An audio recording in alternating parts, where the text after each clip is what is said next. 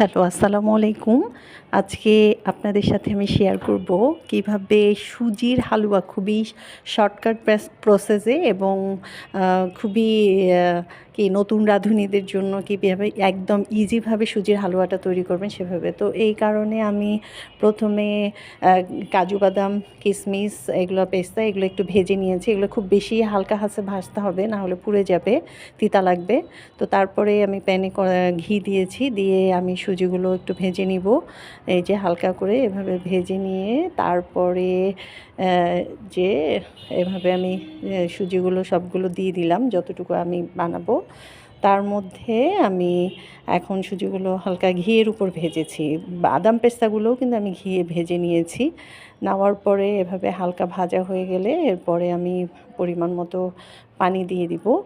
তো এটাতে খুব বেশি বা খুব কম পরিমাণে পানিগুলো আস্তে আস্তে দেওয়া যাবে না, একসাথেই পানি দিয়ে দিতে হবে। আর অনবরত নাড়তে হবে, না হলে কিন্তু সুজিগুলো দলা পেকে যাবে।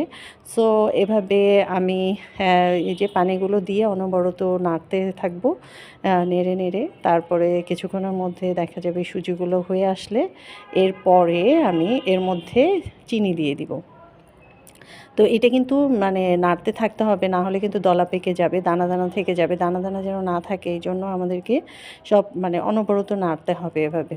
তো নাড়ার পরে এই যে যখন সুজিগুলো এরকম সিদ্ধ হয়ে আসছে এরপরে আমি এর মধ্যে চিনি দিয়ে দিব।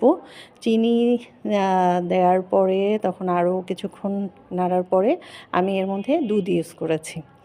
তো আপনারা পাউডার দুধ চাইলেও ইউজ করতে পারেন, বা দুধ এমনি ঘন করে জাল দিয়ে সেটাও ইউজ করতে পারেন, লিকুইড দুধটা যেভাবে পছন্দ করেন।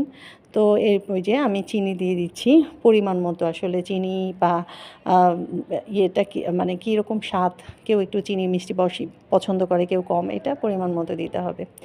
দিয়ে তারপরে আমি একটু এই যে দুধ দিয়ে দিয়েছি, গরুর দুধ আমি আগে জাল দিয়ে নিয়েছিলাম। এরপরে যেটা করতে হবে, হালকা একটু ফ্লেভারের জন্য এলাচ দানা গুঁড়ো এর মধ্যে দিয়ে দিয়েছি। এলাচের একটা সুন্দর স্মেল আসবে যদি সুজির হালুয়াতে দিয়ে দেন। তো এর মধ্যে দিয়ে দিয়েছি। এরপরে আমি যেই বাদাম কিশমিশ এগুলো ভেজে রেখে দিয়েছিলাম, সেই বাদাম কিশমিশগুলো এর উপর দিয়ে আমি ছড়িয়ে দিব। এই যে দেখেন আমি এলাচ দানা কিছু এর মধ্যে দিয়ে দিচ্ছি, এটার স্মেলটা খুব সুন্দর আসবে এর ফলে। দিয়ে আসলে এভাবে অনবরত নাড়তে থাকবো এতে।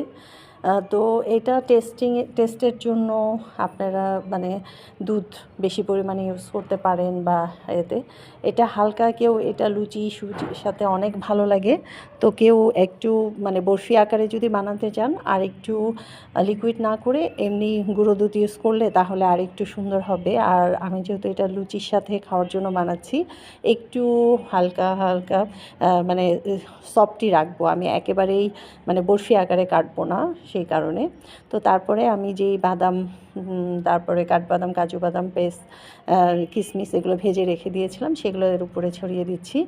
আর আমি হালকা একটু সুজির হালুয়া যেহেতু অল্প একটু লবণ ইউজ করেছি এর মধ্যে। তারপরে এর উপরে যেটা হবে যে নামানোর আগে আমি একদম মানে নামানোর শেষ পর্যায়ে গাওয়া যে ঘি, একদম গাওয়া খাঁটি ঘি আমি এর উপর একটু ছড়িয়ে দিব। এটা হবে কি একদম ফ্লেভারটা সুন্দর, ঘিয়ের একটা স্মেল থাকবে। আগের স্মেল দিলে নষ্ট হয়ে যাবে, এই জন্য আমি নামানোর আগেই একদম ঘিটা দিয়ে দিব। মানে সুন্দর একটা মানে গন্ধ, মানে খুব সুন্দর ফ্লেভার আসবে। তো আশা করি সবাই ভালো লাগবে। তো আপনারা এটা লাইক কমেন্টস করবেন, শেয়ার করবেন, আমার চ্যানেলটা সাবস্ক্রাইব করে পাশে থাকবেন। তো কেমন লাগলো রান্না করে খেয়ে জানাবেন। তো সবাই ভালো থাকবেন, সুস্থ থাকবেন। আবার পরবর্তীতে আমি আরেকটা নতুন কোনো ভিডিও নিয়ে আপনাদের সাথে হাজির হব। তো সেই পর্যন্ত আজকে তাহলে সুজি হালুয়াটা হয়ে গেছে। আমি একটা প্যানে এটাকে সব ঢেলে নিব, নিয়ে সেটা পরিবেশনের জন্য, লুচি দিয়ে খাওয়ার জন্য পরিবেশনের জন্য ঢেলে নিব। তো এই যে আমি একটা বড় একটা ডিশে এটা ঢেলে নিচ্ছি। দেখে মানে খুব সুন্দর তার কালারটা হয়েছে এবং খেতেও অনেক মজাদার হয়েছে। তো সবাই শেয়ার করবেন, বাসায় বানিয়ে খাবেন। খোদা হাফেজ, সবাই ভালো থাকবেন। আসসালামু আলাইকুম।